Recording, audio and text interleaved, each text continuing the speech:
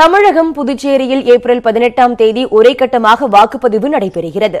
வாக்கு எண்ணிக்கை மே 23ஆம் தேதி எண்ணப்பட்டு முடிவுகள் அறிவிக்கப்பட உள்ளன. அரவக்குறிச்சி, ஒட்டப்பிடாரம், திருப்பரங்குன்றம் தொகுதிகளை தவிர்த்து தமிழகத்தில் காலியாக உள்ள 18 தொகுதிகளுக்கான இடைத்தேர்தலும் அன்றைய தினம் நடைபெறவுள்ளது. நாடு முழுவதும் 2019ஆம் ஆண்டுக்கான மக்களவைத் தேர்தல் 7 கட்டங்களாக நடைபெறுகிறது. அதன்படி முதல் கட்ட வாக்குப்பதிவு ஏப்ரல் 11ஆம் தேதி நடைபெறுகிறது. ஆந்திரா, தெலங்கானா, மேற்கு வங்கம், மகாராஷ்டிரா, உத்தரப்பிரதேசம் உள்ளிட்ட 20 மாநிலங்களில் உள்ள 91 தொகுதிகளுக்கான வாக்குப்பதிவு நடைபெறும். இரண்டாம் கட்டமாக ஏப்ரல் 18ஆம் தேதி தமிழகம், புதுச்சேரி உள்ளிட்ட 13 மாநிலங்களில் உள்ள 97 தொகுதிகளுக்கான வாக்குப்பதிவு நடைபெறும். மூன்றாம் கட்டமாக ஏப்ரல் 23ஆம் தேதி 14 மாநிலங்களில் உள்ள 115 தொகுதிகளுக்கும், நான்காம் கட்டமாக ஏப்ரல் 29ஆம் தேதி 9 மாநிலங்களில் உள்ள 71 தொகுதிகளுக்கும் வாக்குப்பதிவு நடைபெற உள்ளது. ஐந்தாம் கட்டமாக வாக்குப்பதிவு மே 6ஆம் தேதி நடைபெற உள்ளது. அன்றைய தினம் 51 தொகுதிகளுக்கான வாக்குப்பதிவு நடைபெறும். மே 12, 19 ஆகிய தேதிகளில் நடைபெறும் 6 மற்றும் 7ஆம் கட்ட வாக்குப்பதிவுகளில் தலா 59 தொகுதிகளுக்கான வாக்குப்பதிவு நடைபெறுகிறது. மே 23ஆம் தேதி வாக்குகள் எண்ணப்பட்டு முடிவுகள் அறிவிக்கப்பட உள்ளன. தமிழகம், புதுச்சேரி உட்பட 22 மாநிலங்களுக்கு ஒரே கட்டமாக வாக்குப்பதிவு நடைபெறுகிறது. ஆந்திரா, அருணாச்சல பிரதேசம், கோவா, குஜராத், ஹரியானா, இமாச்சல் பிரதேசம், கேரளா, மேகாலயா, மிசோரம், நாகாலாந்து, பஞ்சாப், சிக்கிம், தெலங்கானா, தமிழ்நாடு, உத்தரகாண்ட், அந்தமான் நிக்கோபார், டாமன் டையூ, புதுச்சேரி, சண்டிகர் ஆகிய மாநிலங்களுக்கு ஒரே கட்டமாக வாக்குப்பதிவு நடைபெற உள்ளது.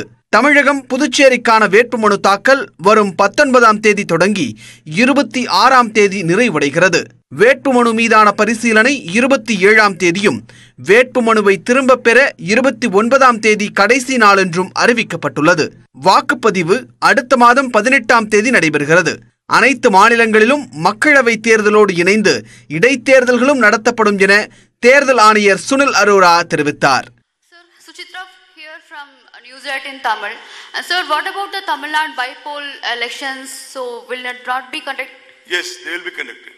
Along with all by-polls, I repeat, all by-polls as pending on 9th March shall be conducted with the elections to the Ottapidaram, Aravakurichi, Thiruparankundram தொகுதிகளுக்கான வழக்கு நிலுவையில் உள்ளது.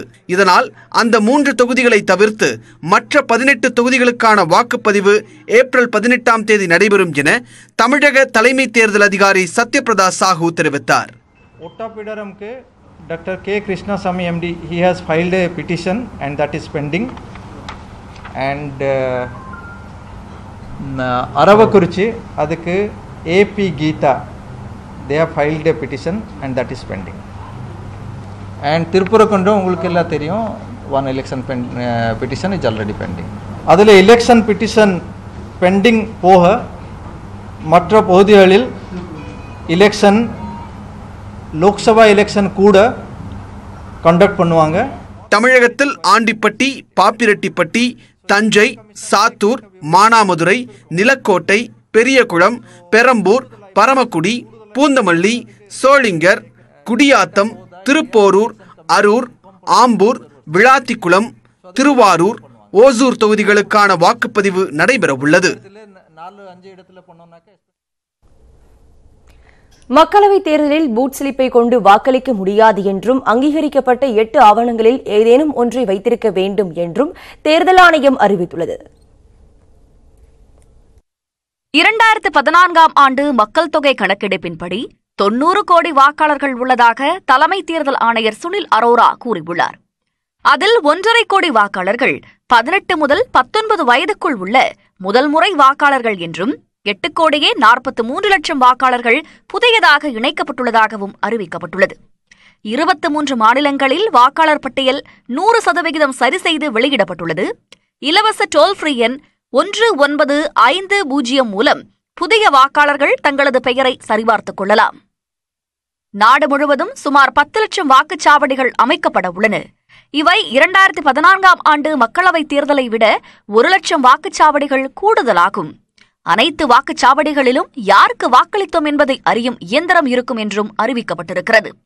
அனைத்து வாக்குச்சாவடிகளிலும் முக்கிய நிகழ்வுகள் வீடியோ பதிவு செய்யப்பட உள்ளன. On the ballot unit below the name of the last candidate, there will be a button for nota option for the voters who do not wish to vote for any of the candidates. And as an additional measure to eliminate confusion in the minds of our voters, where you press the button in front of that, there is a photograph of the candidate also, so that you make a more conscious choice, seeing the photograph of the candidate for whom you want to vote. இத்தேர்தலில் booth ஸ்லிப்பை கொண்டு வாக்களிக்க முடியாது. அங்கீகரிக்கப்பட்ட 8 ஆவணங்களில் ஏதேனும் ஒன்றை வைத்திருக்க வேண்டும். தேர்தல் தொடர்பான புகார்கள் தெரிவிக்க பிரத்யேக செயலிகள் அறிமுகம் செய்யப்பட்டுள்ளன. புகார் அளிப்பவரின் விவரங்கள் ரகசியமாக வைக்கப்படும் என தேர்தல் ஆணையம் தெரிவித்துள்ளது. வேட்பாளர்கள் படிவம் 26 பூர்த்தி செய்து தாக்கல் செய்யாவிட்டால் அவர்களது வேட்புமனு நிராகரிக்கப்படும். நிலுவையில் உள்ள குற்ற வழக்குகள் குறித்து பரப்புரை காலங்களில் 3 முறை கூற வேண்டுமென தேர்தல் ஆணையம் நிபந்தனை விதித்துள்ளது.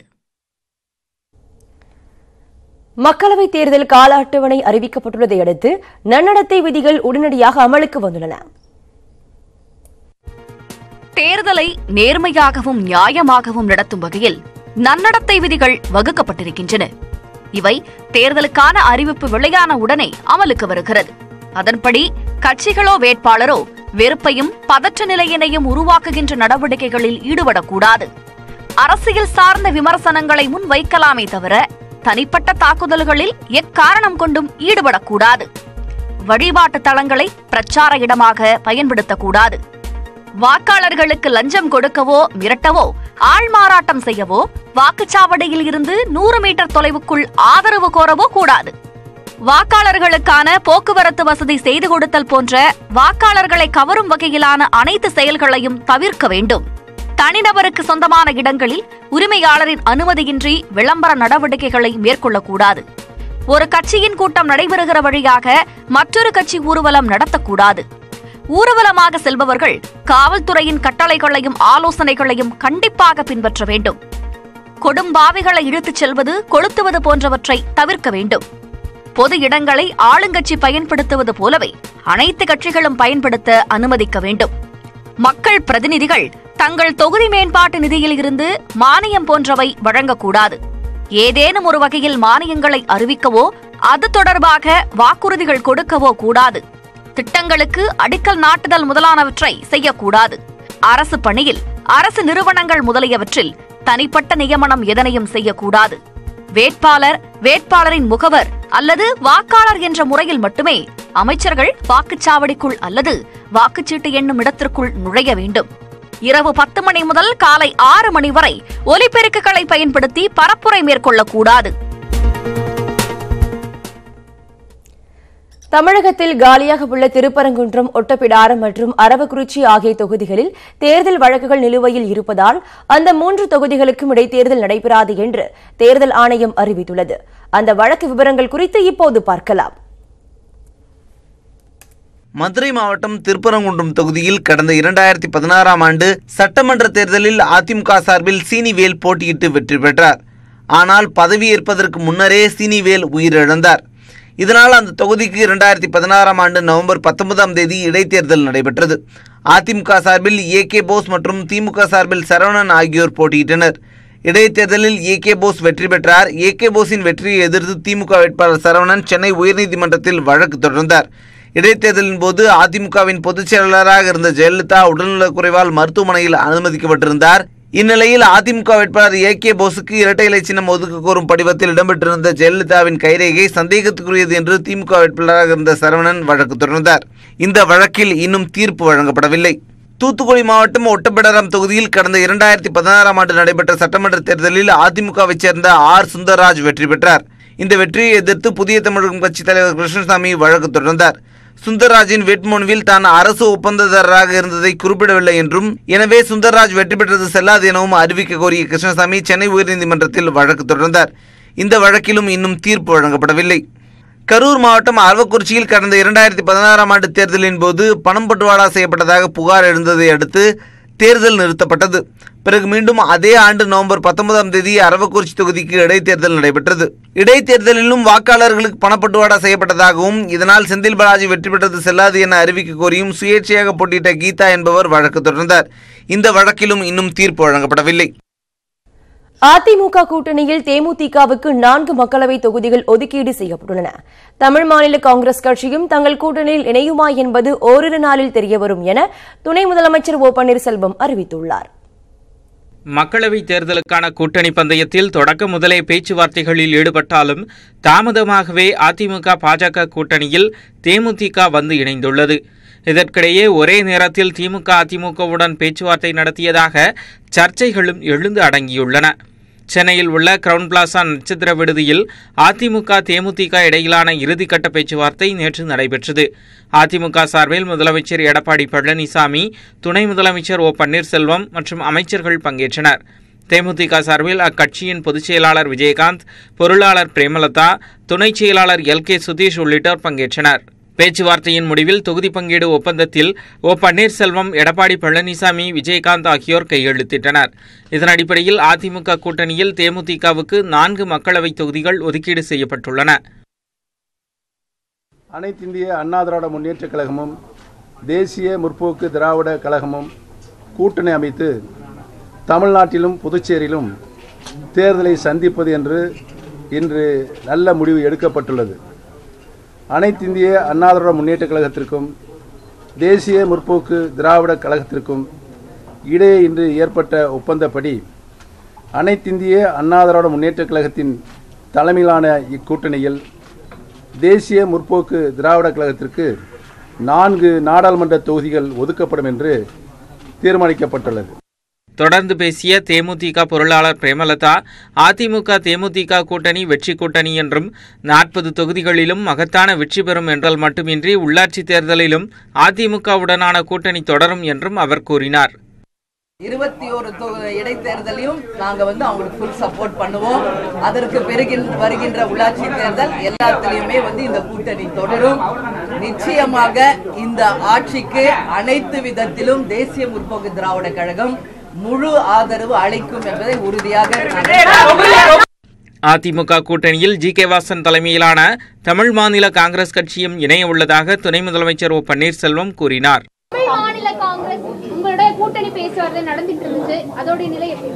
உறுதியாக இன்னும் ஒரு நாள் நல்ல முடிவு எட்டப்படும் என்று ஏற்கனவே சொல்லியிருக்கிறேன். அதிமுக கூட்டணியை பொறுத்தவரை தற்போது பாமகவுக்கு 7, பாஜகவுக்கு 5, தேமுதிகவுக்கு 4, புதிய நீதி கட்சி, புதிய தமிழகம், என்ஆர் காங்கிரஸ் ஆகிய கட்சிகளுக்கு தலா 1 தொகுதியும் ஒதுக்கப்பட்டுள்ளன. தமிழ் மாநில காங்கிரஸ் கட்சி இணைந்தால் அக்கட்சிக்கு மயிலாடுதுறை தொகுதி ஒதுக்கப்படும் என எதிர்பார்க்கப்படுகிறது. திமுக கூட்டணி கட்சிகளுக்கு ஒதுக்கீடு செய்யப்பட்டுள்ள தொகுதிகளின் பட்டியல் இன்று வெளியிடப்படும் என எதிர்பார்க்கப்படும் நிலையில் திமுக சார்பில் போட்டியிட விரும்புவோருடனான நேர்காணலை இரவு 11:30 மணி வரை மு.க. ஸ்டாலின் நடத்தினார். நாடாளுமன்ற மக்களவைத் தேர்தலில் திமுக சார்பாக போட்டியிட விரும்புபவர்களுக்கான விருப்ப மனுக்கள் ஏற்கனவே பெறப்பட்டன. இந்நிலையில் நேற்று காலை முதல் தேனாம்பேட்டையில் உள்ள அண்ணா அறிவாலயத்தில் வேட்பாளர் நேர்காணல் திமுக தலைவர் மு.க. ஸ்டாலின், பொருளாளர் துரைமுருகன், முதன்மைச் செயலாளர் டி.ஆர். பாலு ஆகியோர் முன்னிலையில் நடைபெற்றது. இதில் தமிழகம் மற்றும் புதுச்சேரியைச் சேர்ந்த 1050 பேர் கலந்து கொண்டனர். தூத்துக்குடி தொகுதியில் போட்டியிட விருப்பமனு அளித்துள்ள கனிமொழியிடம் அந்த தொகுதியின் வெற்றி வாய்ப்பு குறித்து கேட்டறிந்த மு.க. ஸ்டாலின் அவருக்கு வாழ்த்தும் தெரிவித்தார். இதேபோல் வேலூர், தஞ்சை, அரக்கோணம் தொகுதிகளில் போட்டியிட விருப்பமனு அளித்துள்ள திமுக பொருளாளர் துரைமுருகனின் மகன் கதிர் ஆனந்த், முன்னாள் அமைச்சர்கள் பழனிமாணிக்கம், ஜெகத் ரட்சகன் ஆகியோரிடம் நேர்காணல் நடத்தப்பட்டது. நேர்காணலை திட்டமிட்டபடி நடத்தி முடிக்க வேண்டும் என்பதால் நேற்று இரவு 11:30 மணி வரை அண்ணா அறிவாலயத்தில் திமுக தலைவர் மு.க. ஸ்டாலின் நேர்காணலை நடத்தினார். இதனிடையே கூட்டணி கட்சிகளுக்கு எந்தெந்த தொகுதிகள் என்பதும் பெரும்பாலும் இறுதியாகிவிட்டதாக கூறப்படுகிறது. அதன்படி காங்கிரசுக்கு சிவகங்கை, தேனி, திருச்சி, திருவள்ளூர், விருதுநகர், புதுச்சேரி ஆகிய 7 தொகுதிகள் ஒதுக்கப்பட்டு இருப்பதாகவும் இவை தவிர ஆரணி, அரக்கோணம், திண்டுக்கல் தொகுதிகளை காங்கிரஸ் கேட்டு வருவதாகவும் கூறப்படுகிறது. இந்திய கம்யூனிஸ்ட் கட்சிக்கு 2 தொகுதிகள் ஒதுக்கப்பட்டுள்ள நிலையில் அவை திருப்பூர், நாகை தொகுதிகள் என கூறப்படுகிறது. மார்க்சிஸ்ட் கட்சியை பொறுத்தவரை இரண்டாவது நாளாக திமுகவின் தொகுதி பங்கீட்டுக் குழுவை சந்தித்து அதன் தொகுதிகளை இறுதி செய்துள்ளது. அதன்படி மதுரை, கோவை தொகுதிகள் மார்க்சிஸ்ட் கட்சிக்கு ஒதுக்கப்பட்டிருப்பதாக கூறப்படுகிறது. இருப்பினும் இதுபற்றி திமுக தலைவர் மு க ஸ்டாலின் அறிவிப்பார் என மார்க்சிஸ்ட் கட்சியின் மாநில செயலாளர் பாலகிருஷ்ணன் தெரிவித்தார். மார்க்சிஸ்ட் கம்யூனிஸ்ட் கட்சியுடைய பேச்சுவார்த்தை குழுவும் எந்தெந்த தொகுதி என்று அடையாளம் காணுவதற்கான பேச்சுவார்த்தை நடைபெற்று அந்த இரண்டு தொகுதிகள் எது என்று தீர்மானிக்கப்பட்டிருக்கிறது. அது எந்தெந்த தொகுதிகள் என்பதை 40 தொகுதிகளுக்கும் சேர்த்து அறிவிக்கிற போது திராவிட முன்னேற்ற கழக தலைவர் திரு மு க ஸ்டாலின் அவர்கள் அறிவிப்பார்கள் என்பதை நான் தெரிவித்துக் கொள்ள விரும்புகிறேன். இதேபோல் மதிமுகவுக்கு ஈரோடு தொகுதி ஒதுக்கப்பட்டிருப்பதாக தகவல்கள் வெளியாகியுள்ளன. உரிய நேரத்தில் திராவிட முன்னேற்ற கழக தலைவர் இந்த தொகுதி பங்கீட்டில் எந்தெந்த கட்சிக்கு எந்தெந்த தொகுதி என்று அவர்கள் அறிவிப்பார்கள். அதுவும் உரிய நேரத்தில் அறிவிக்கப்படும். இந்திய யூனியன் முஸ்லீம் லீக் கட்சிக்கு ஒரு தொகுதி ஒதுக்கப்பட்டுள்ள நிலையில் அது ராமநாதபுரமாக இருக்க வேண்டும் என அக்கட்சி விருப்பம் தெரிவித்துள்ளது. நாங்கள் ராமநாதபுரமாக இருந்தால் நலமாக இருக்கும் என்று நாங்கள் கோரிக்கை வைத்திருக்கிறோம். இதனை மற்ற தோழமை கட்சிகளோடு கலந்து பேசி விரைவில் தலைவர் தளபதி மு க ஸ்டாலின் அவர்களே அறிவிக்க இருக்கிறார்கள். விடுதலை சிறுத்தைகள் கட்சிக்கு விழுப்புரம், சிதம்பரம் ஆகிய தொகுதிகள் ஒதுக்கப்பட்டிருப்பதாக கூறப்படுகிறது. இன்று காலை கூட்டணி கட்சி தலைவர்களுடனான சந்திப்புக்கு பின் தொகுதிகள் ஒதுக்கீடு குறித்த அதிகாரப்பூர்வ அறிவிப்பை மு க ஸ்டாலின் வெளியிடுவார் என எதிர்பார்க்கப்படுகிறது. எத்தியோப்பியாவில் இருந்து புறப்பட்ட பயணிகள் விமானம் விபத்துக்குள்ளானதில் 4 இந்தியர்கள் உட்பட அதில் பயணித்த 157 பேரும் உயிரிழந்தனர். உயிரிழந்த இந்தியர்களில் ஒருவரான ஷிகா கார்க் என்பவரை ஐநா கூட்டத்தில் பங்கேற்க சென்ற சுற்றுச்சூழல் அமைச்சக பெண் அதிகாரி ஆவார். கிழக்கு ஆப்பிரிக்க நாடான எத்தியோப்பியாவின் தலைநகர் அடிஸ் அபாபாவிலிருந்து கென்ய தலைநகர் நைரோபிக்கு எத்தியோப்பியன் ஏர்லைன்ஸுக்கு சொந்தமான போயிங் 737 ரக விமானம் புறப்பட்டது. அந்த விமானத்தில் 149 பயணிகள், 8 ஊழியர்கள் என மொத்தம் 157 பேர் இருந்தனர். விமானம் நைரோபியை நெருங்கிய நிலையில் நைரோபியிலிருந்து 50 கிலோமீட்டர் தொலைவில் உள்ள பிஷப்டு நகரில் திடீரென விமானம் கீழே விழுந்து விபத்திற்குள்ளானது. இந்த விபத்தில் விமானத்தில் இருந்த 157 பேரும் உயிரிழந்தனர். கென்ய நாட்டைச் சேர்ந்த 32 பேரும், கனடாவைச் சேர்ந்த 18 பேரும், எத்தியோப்பியாவைச் சேர்ந்த 9 பேரும், அமெரிக்காவைச் சேர்ந்த 8 பேரும், சீனாவைச் சேர்ந்த 8 பேரும், இங்கிலாந்தைச் சேர்ந்த 7 பேரும் உயிரிழந்ததாக தெரிவிக்கப்பட்டுள்ளது. இந்தியாவைச் சேர்ந்த 4 பேர் உயிரிழந்ததை வெளியுறவுத்துறை அமைச்சர் சுஷ்மா ஸ்வராஜ் உறுதி செய்துள்ளார். உயிரிழந்தவர்களின் குடும்பத்தினருக்கு தூதரகத்தின் மூலம் தேவையான உதவிகள் வழங்கப்படும் எனவும் அவர்களது குடும்பத்தினரை தொடர்பு கொள்ள உதவுமாறும் தமது ட்விட்டர் பக்கத்தில் சுஷ்மா ஸ்வராஜ் குறிப்பிட்டுள்ளார். வைத்யா பன்னா கணேஷ், வைத்யா ஹன்சின், நுகாவரப்பு மனிஷா மற்றும் ஷிகா கார்க் ஆகிய 4 இந்தியர்கள் விமான விபத்தில் உயிரிழந்தது உறுதி செய்யப்பட்டுள்ளது.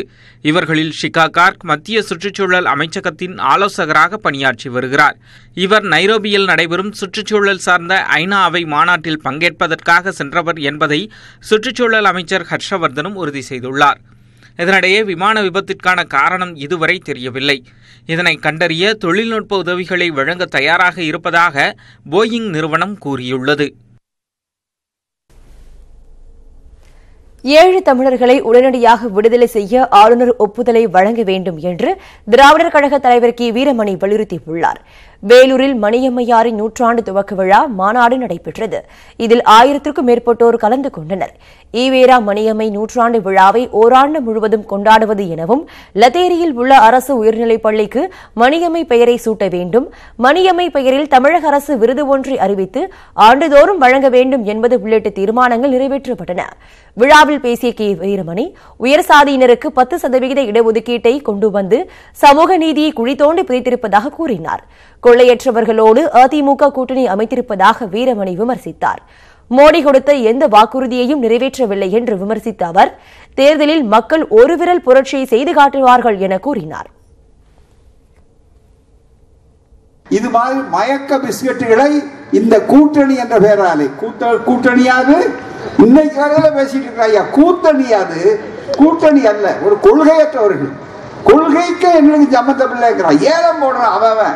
யார் அதிக ஏலம் கொடுக்கிறாங்களோ, யார் பேரம் அதிகமாக கொடுக்கிறாங்களோ, இந்த மாதிரி ஒரு அசிங்கமான அரசியலை நாங்கள் தவிர்த்திருக்கிறோம் என்று நினைக்கும் போது எங்கள் முதுகை நாங்களே தட்டி கொண்டிருக்கிறோம். இணையதளங்களில் எதிர்க்கட்சியினர் வைக்கும் விமர்சனங்களுக்கு பாஜகவினர் தக்க பதிலடி கொடுக்க வேண்டும் என்று மத்திய அமைச்சர் நிர்மலா சீதாராமன் கேட்டுக் கொண்டார். சென்னை ராயப்பேட்டை YMCA மைதானத்தில் பாஜகவினர் நடத்தும் தமிழ்நாடு நமோ வாரியர் என்னும் சமூக ஊடக கூட்ட நிகழ்ச்சி நடைபெற்றது. இதில் தமிழக பாஜக தலைவர் தமிழிசை சவுந்தரராஜன், பாதுகாப்புத்துறை அமைச்சர் நிர்மலா சீதாராமன் ஆகியோர் கலந்து கொண்டனர். விழாவில் பேசிய அமைச்சர், நாட்டு மக்களுக்கு எது தேவையோ அதனை பிரதமர் மோடி செய்து வருவதாக கூறினார். காங்கிரஸ் தலைமையிலான கடந்த கால ஆட்சி நாட்டின் பாதுகாப்பிற்கு முக்கியத்துவம் அளிக்கவில்லை என்று குற்றம் சாட்டினார். பொய் பிரச்சாரம் தண்ணிய விட விஸ்தாரமா விவரமா ஈஸியா பார்வையிட்டு இருக்கு.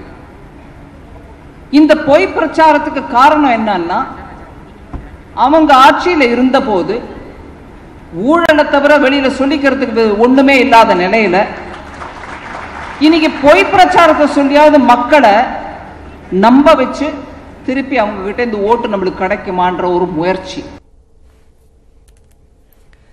முன்னர் பேசிய தமிழக பாஜக தலைவர் தமிழிசை சவுந்தரராஜன், இலங்கை தமிழ் மக்களை காப்பாற்ற முடியாத திமுக, காங்கிரஸ் கட்சி தோற்கடிக்கப்பட வேண்டும் என்று கூறினார்.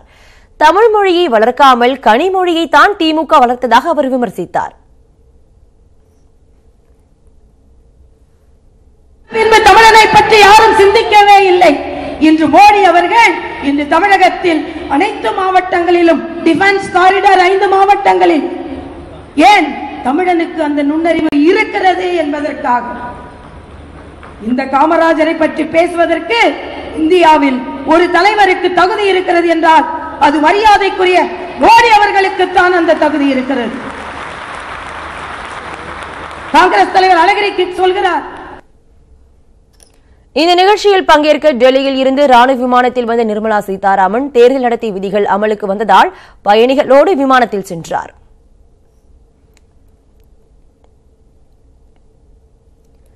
ராமநாதபுரம் அருகே அரசு மேல்நிலைப் பள்ளியின் மாடி தோட்டத்தில் காய்கறிகள் மற்றும் பூக்களை விளைவித்து ஆசிரியர்களும் மாணவர்களும் சாதனை படைத்துள்ளனர். அது பற்றி ஒரு சுவாரஸ்யமான தொகுப்பை பார்க்கலாம். பள்ளியா அல்லது பூந்தோட்டமா என வியக்க வைக்கும் இந்த தோட்டம் அரசு பள்ளி ஒன்றின் மேல்தளத்தில் அமைந்துள்ளது. ராமநாதபுரம் மாவட்டம் மண்டலம் அருகே உள்ள புதுமடம் கிராமத்தில்தான் இந்த பள்ளி அமைந்துள்ளது. மாடி தோட்டத்திற்கு தேவையான இயற்கை உரங்களை மாணவர்களே தயாரிக்கும் வகையில் பயிற்சி அளித்திருக்கின்றனர் ஆசிரியர்கள். மாடித்தோட்டம் அமைச்சிருக்கோம். இங்கே வந்து இயற்கை உரங்களை பயன்படுத்தி மாடித்தோட்டம் மூலிகை செடிகள், பழங்கள், காய்கறிகள் இதெல்லாம் அமைச்சிருக்கோம்.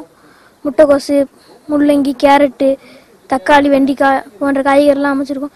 இங்கே வந்து அதிகமாக கிடைக்கிற ஃபுட்டுலாம் ரசாயன கலந்ததாக தான் இருக்குது. இயற்கையாக இது மாதிரி நம்ம எல்லாரும் வீட்லேயும் ஸ்கூலில் இது மாதிரிலாம் நம்மளாம் மாடித்தோட்டம் அமைச்சு நம்ம இது மாதிரி செடியெல்லாம் வளர்த்தோம்னா நம்ம உடல் நம்ம ஆரோக்கியமான உணவு சாப்பிடலாம். ஓமவள்ளி, மூக்கிரட்டை, தொட்டால்சினுங்கி, கேசவர்தினி உள்ளிட்ட 60 வகையான மூலிகை செடிகளும் வளர்க்கப்படுகின்றன. ரோஜா, மல்லி, கனகாபரம், செம்பருத்தி உள்ளிட்ட பூச்செடிகளும் வளர்க்கப்படுகின்றன. நான் வந்து சனி ஞாயிறு லீவாக இருந்தாலும் வந்து தண்ணி ஊற்றிக்கிட்டு இருக்கேன். அதே போல் இங்கே வந்து காய்கறி செடிகள், பழங்கள், இயற்கை செடிகளெல்லாம் இருக்குது. நாங்கள் வந்து இங்கே வந்து ஸ்கூலில் தேவையான சத்துணவுகளை இங்கே பிடுங்கி இங்கே சமைச்சு இங்கே சாப்பிட்றோம். பூக்களெல்லாம் நாங்கள் வந்து இங்கே பறிக்கிறோம். அதே மாதிரி செடிகள், இதெல்லாம் மூலிகை செடிகள் இதெல்லாம் இங்கே அதிகமாக இருக்குது. சத்துணவில் இயற்கையான காய்கறிகளை சேர்க்க வேண்டும் என்ற எண்ணத்தின் அடிப்படையில் இந்த தோட்டம் அமைக்கப்பட்டதாக கூறுகிறார் பள்ளியின் தலைமை ஆசிரியர் டேனியல். சத்துணவுக்கு வந்து மாணவர்கள் இதிலிருந்து பயன்படுத்த வேண்டும் என்ற ஒரு நோக்கம் எங்களுக்கு உள்ளே இருந்தது. அதனால முதலாவது வந்து நம்ம வந்து தக்காளி, வெண்டைக்காய், கீரை, கத்திரிக்காய் போன்ற அந்த மாதிரி செடிகளை நம்ம உருவாக்குவோம் முதல்ல. இரண்டாவது பழ வகைகளை ஏதாவது உருவாக்கலாம். மூன்றாவது அதே போல் மூலிகை செடிகளை உருவாக்கலாம். அப்புறம் அதே போல் ஆர்னமெண்ட் சொல்லப்படுகிற தோரணங்கள் அலங்காரத்துக்காக பயன்படுத்துகிற செடிகளை வைக்கலாம் என்று சொல்லி பல்வேறு விதமான செடிகளை அவர் மூலமாக நாங்கள் பல இடங்களிலிருந்து கொண்டு வந்தோம். இயற்கையான உணவுகளை சாப்பிடுவதன் கத்திரிக்காய், வெண்டிக்காய், காய்கறிகள் அனைத்து, மேலும் கீரை வகைகள் ரசாயன சம்பந்தம் இல்லாமல் அனைத்து இங்கே வளர்க்கப்பட்டு வருகிறது. இதற்கு மாணவர்கள் அனைவரும் ஒத்துழைப்பு கொடுக்கிறார்கள். சனி ஞாயிறுகளிலும் தமது மாணவர்கள் இங்கே தண்ணி ஊற்றி வளர்த்து கொண்டிருக்கிறார்கள். மிக சந்தோஷமாக, உண்மையே மன சந்தோஷமாக இருக்கிறது. பள்ளி வளாகத்தை எழில் கொஞ்சும் அழகுடன் மாற்றியுள்ள ஆசிரியர்கள் மற்றும் மாணவர்களை அப்பகுதி மக்கள் வெகுவாக பாராட்டுகின்றனர்.